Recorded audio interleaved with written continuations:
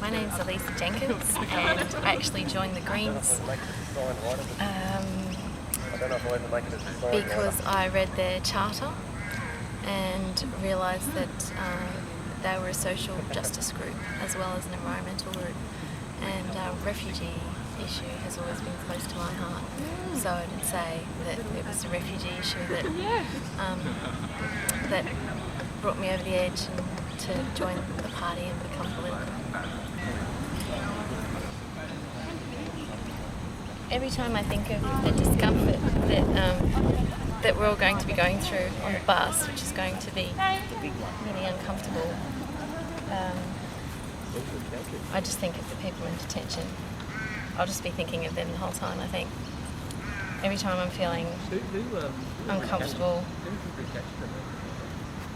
bored, stuff like that. I think that'll get me through. I think that'll get everyone through. That's a general consensus, I reckon. The Argentinian government and the Vatican basically arranging for Nazi war criminals to flee Germany and resettle in Argentina. Has anyone been to a big demo before like this? No? Okay. So, alright. My name's Bronwyn. I went to QT and did law and justice studies, and now I'm an article clerk at a firm in Coorparoo. And I recently, after coming back from overseas last year, I realised how atrocious Australia's reputation is for being mean-hearted, and it's a bit ashamed to call myself Australian overseas, mainly because of our refugee policy and the kind of publicity we get over there. So that's what I came to. I haven't been to a big demo before, but learning a lot. But you're going? Yes, I'm going. The first of many. Yeah. And the system that incarcerates refugees is very organised and bureaucratised and controlled and guarded by the police and the security guards, and they're very organised and well trained. So if activists aren't prepared and organised, you're already on the back foot, you're already at a disadvantage when you get there. So it's really great to see people take an interest in that process and skilling yourselves up to be able to do something really well. I was talking to one of the local refugee activists who's been very active for very many years. And she said, you're not just doing this for the refugees, you're doing it for yourself as well. And I think that was quite telling. There's nothing wrong with saying that you're doing it as part of your own sort of spiritual journey or political journey or standing up for what you believe in. So that's what it's all about for me, going down and being part of that solidarity. What's the plan? Have you guys packed and everything? I have. I've got 29 hours to pack on the bus. We'll be fine. Exactly.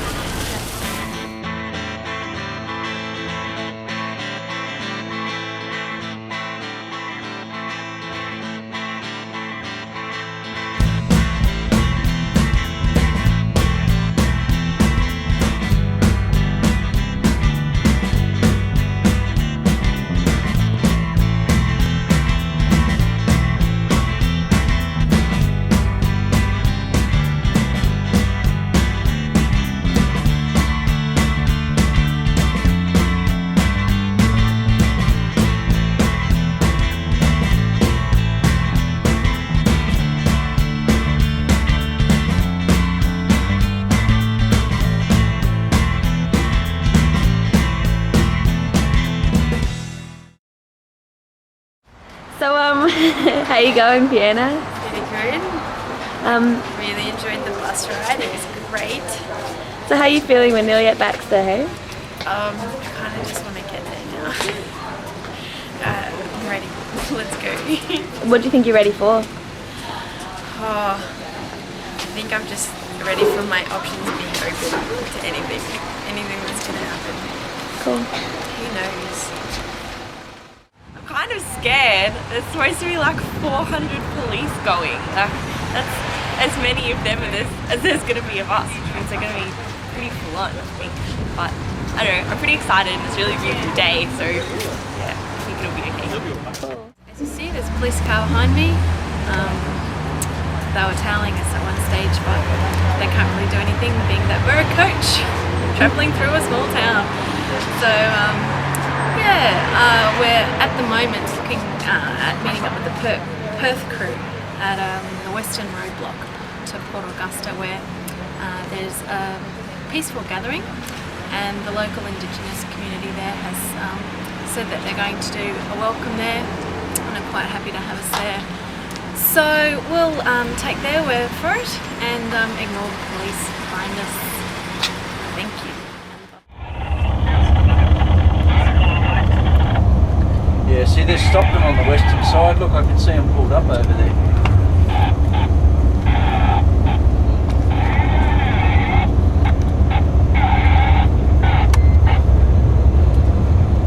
Some down there, or is it? Looks like there is, mate, yeah. Whereabouts?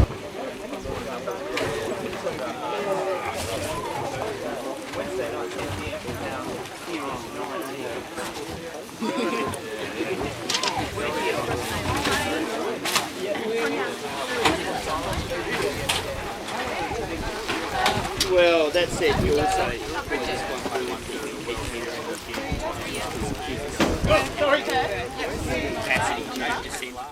This is my second time at Baxter. I'm here with all these wonderful people who've come from all around Australia for a national convergence over Easter to say no to what's going on over that hill, to say that we've had enough of people in our country being locked up and treated like animals. And I always say it's a really life-changing experience when you actually get to see that place. It's just horrific to think there are human beings locked up in there. Absolutely horrific, absolutely unacceptable.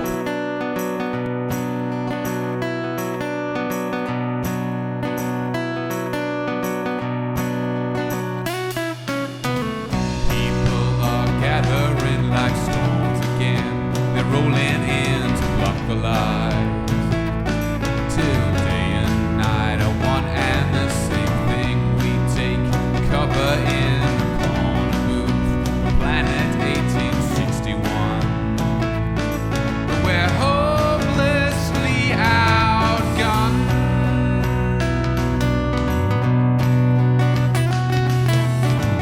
People in their best cattle rustling gear, all tasseled up to hit the town. In European Midwest bingo, lost and found, in a place that dreams of being real, an Uber franchise culture life. And I wish I was Australian people need to realise that this is a symbol not just of refugee oppression, this is a symbol of their own oppression. Until we get rid of this kind of stuff, we're not going to move forward. We're not going to have the kind of society we want. We can't have free education while money's being spent on this. We can't have accessible healthcare while money's being spent on this. But we already know what the priorities of this government are. We already know who this government serves, and it's not us, and it's not them in there, and it's not human rights, and it's not the UN Convention. They do not care about that. And there is no one left to speak out and say, we don't accept this. We don't accept this as a just solution. There is no one left except us. So I say to you, this weekend, make the most of it. We may be camped 3 kilometres up the road. We may be camped 7 kilometres up the road. We may be 1,000 miles away in Brisbane or Perth. But today, here, we're going to make a difference. We're going to show John Howard that not everybody agrees with his foul agenda. Not everybody thinks it's okay to lock up the powerless. So we're going to say that again and again and again. Couple of years, he's actually inside here.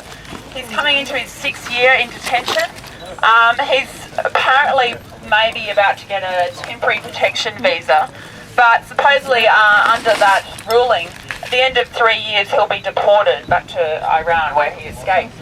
So this is a complete outrage. He was moved in the middle of the night from Port Hedland Detention Centre to here. He's had periods of solitary confinement, and I asked him if he has a message at all to pass on to the protesters that are coming here today, and he said, "We love you all and thank you for coming." So just to pass that on.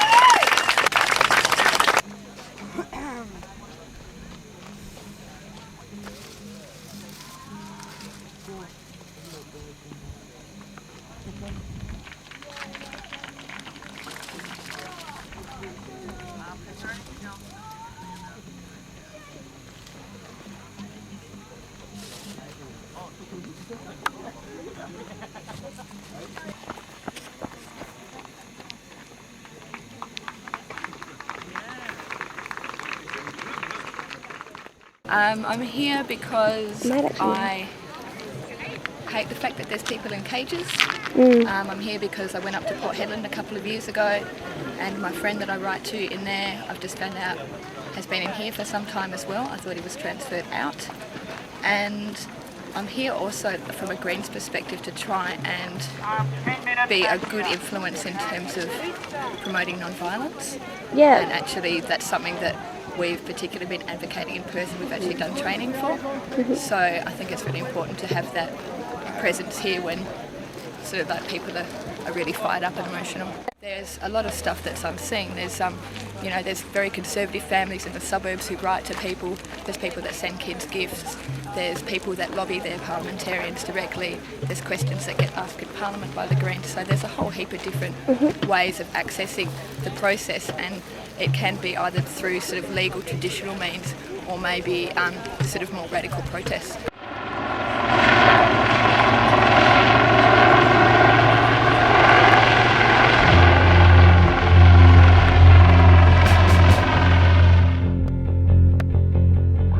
Gates were locked when I went to return. Your court of fools had been adjourned, and I see you laughing because you hold all the dice, and well you know there's gods and monsters in each throw. As I take my chances, you or your devotion out on loan for more of everything on show.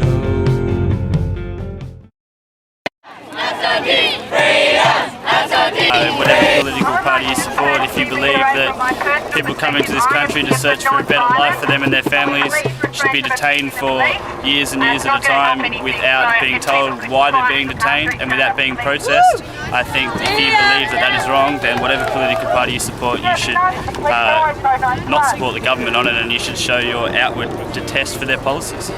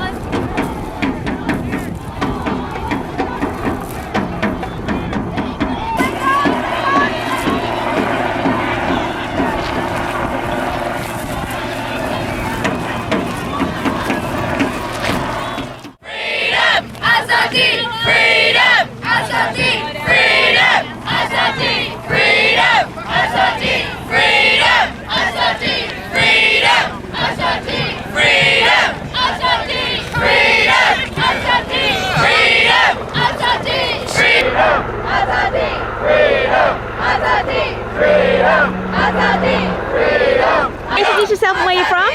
Julian from Brisbane. And what are you thinking at the moment about this sort of standoff? I think it's a lot of police force over a banner and a couple of balloons. I think it's just ridiculous that they're getting so arced up about that. I just think they should let us through. Thanks, Julie. I'm angry and furious that these people are doing this. They just had a directive to stop people with balloons. Is that what this country has come to?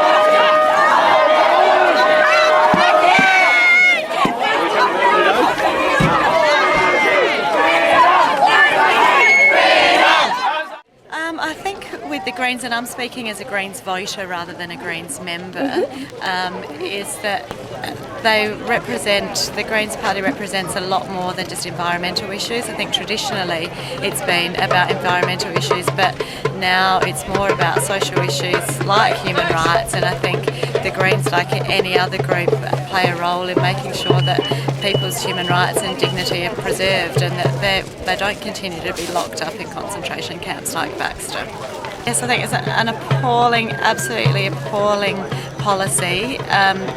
To my knowledge, it doesn't happen anywhere else in the world. I've come back from spending 2 years working with asylum seekers in the UK, and they're dealing with the number of asylum seekers we get in a year, they get in a month, and they're able to process theirs in the community and house these people and give them access to education and to health services and to learn English and to participate as a meaningful member of society. So I hope that Australia can start listening to the United Nations, to Amnesty International, to international pressure, to refugee groups, and start taking a more humane approach.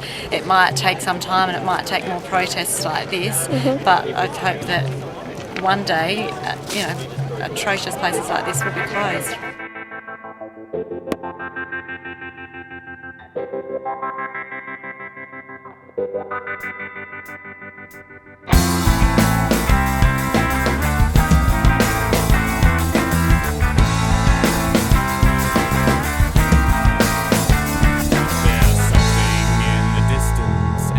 Coming into focus as we climb,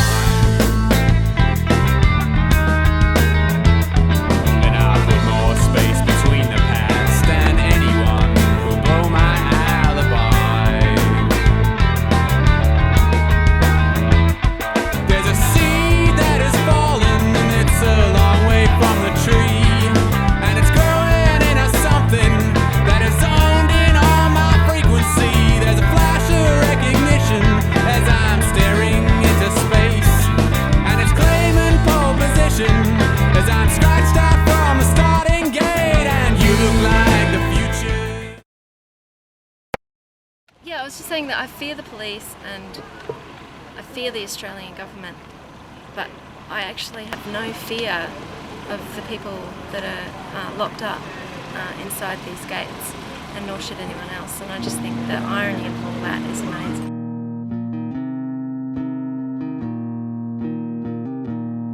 I found the whole long weekend very uplifting and inspiring, and it was finally good to put some action to all the words and all the talk and everything I've been reading and seeing and learning. It's finally good to just get out there and just be really obvious about protesting against mandatory detention and detention centres.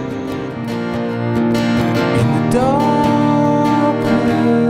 each distant light shines beautiful as something real.